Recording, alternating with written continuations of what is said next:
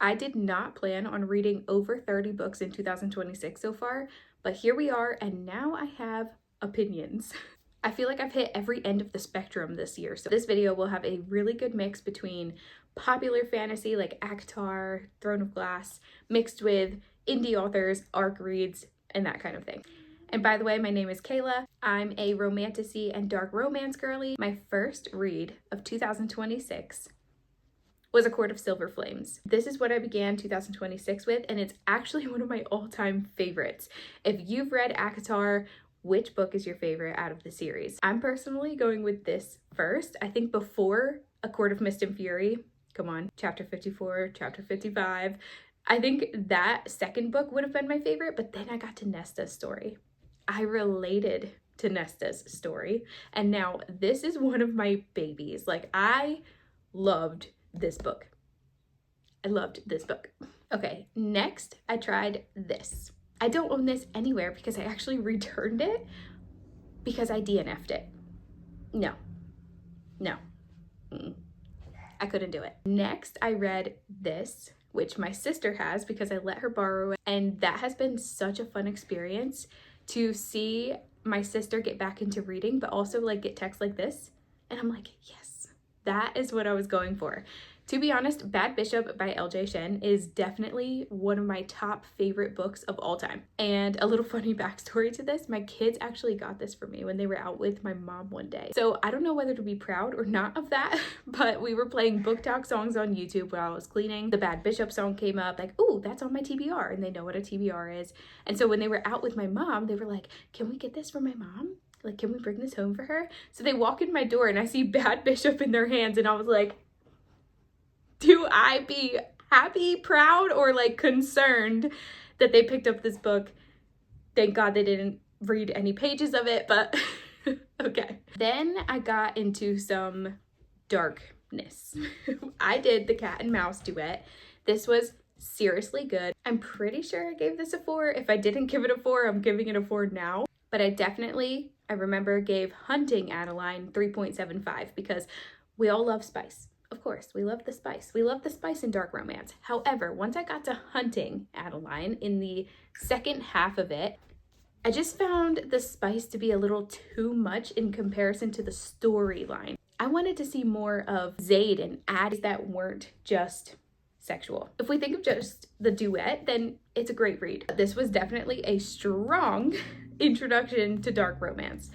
After the cat and mouse duet, I did do Phantom, and that was really good. There are books on this list that honestly I forgot that I read. And I think that speaks volumes more than any rating. It's like, how much do you remember a book after it's been a little bit of time? It's only 3 months into 2026 and I'm already forgetting some of the books. So I think that shows where my true like 5-star books are at. The Fabric of Our Souls. This is a book that I have had forever. I just never finished it, and I saw it in my KU and I was like, you know what? Let me finish this now. So, K.M. Moranova, I love her writing style. This was my first book by her. Absolutely loved it. I did read the second one about Landon here. I don't think this is a book for everyone. However, I saw what K.M. Moranova was trying to accomplish with this book, and I think when you look at the bigger picture of this book, it really makes sense why it would be a 5-star read. Okay, I continued on the dark romance trend, and in less than 3 days, I read the Edge of Darkness trilogy. I'm still thinking about it to this day. This easily best trilogy I've ever read. It was a masterpiece. Cade and Stacy. So again, going back to that idea of what am I remembering months after I read it, that's definitely sticking with me. I even made like such a dramatic, sad reel about it. And yeah.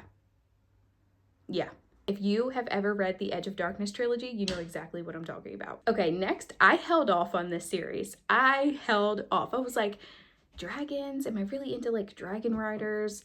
I loved ACOTAR. I was scared I would never love anything as much as I loved ACOTAR. Boy, was I wrong. But I finally did the Fourth Wing series. This was so good as well. I can't wait for the fourth book. Like, Rebecca, I need to know when the next book is coming. I practically inhaled these, especially when they left off on the cliffhangers. I would be like, okay, next. Obviously in every series, there's like a better book of the series. And I would actually say Onyx Storm was my favorite. I loved getting to see Violet in this, really step into who she is, and I have a feeling that was all needed for who she's about to become in the 4th book. Mid-February, I got into ARC reading for the first time. I actually have a degree in English and Writing Arts, and I've missed that side of me. Getting into ARC reading just felt like logical. I'm finally using my degree. As a stay-at-home mom of 5, I have not used my degree, but now I'm using my degree. I can be a beta reader, all the things, okay? Got this arc called Endgame by Willa Gray. So good. Usually wasn't the one for like a cutesy romance. Not that this didn't tackle hard things, it did, which I really appreciated as well. I think she did a really good job surrounding the hard things that were mentioned in this book. But I never saw myself as like a little small town romance book. Like, I've been dark, psychological, but because it was an ARC read, I was like, let me step out of my comfort zone and try something else, and boy am I glad I did. That is one of my top reads of 2026. Next, me and a book bestie were talking about what book for me to read next, and she suggested Den of Vipers. Now this is dark. This is also a Why Choose book, which might have been my first true like why choose and with 4 men in it. It was crazy, to say the least. I definitely gave this a 4 stars just because it wasn't like my exact cup of tea, let's just say that, but it was still good. It was still interesting. Definitely check the trigger warnings on this one. I consider trigger warnings like a contract.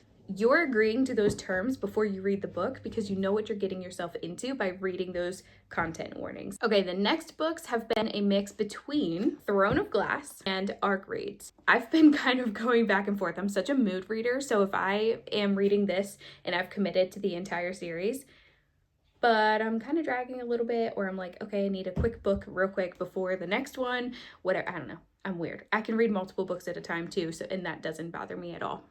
Let me know in the comments if you're like that too, or if you can only read one book at a time. I did Throne of Glass first. I have a whole entire video on this YouTube channel about why I think you should do the Assassin's Blade 3rd in the series, and you can go watch that to see my reasoning. I'm currently halfway through Heir of Fire. Throne of Glass, very obviously a setup book. This is setting you up for the world, the characters, all the things. This is when you really know that there's going to be way more to this story to come, and I was like, oh, okay. At the end, go back in time and learn about her and her story, where she came from, what she's been through, etc. You tell me when you read it and if you liked it like that. Next was an ARC read, Savage Love by E.M. Rose, and this was my first introduction to her, and I love her conversational writing. This was definitely dark romance, revenge-ish, but super good. My favorite thing is probably dual point of view, and this book did it really well.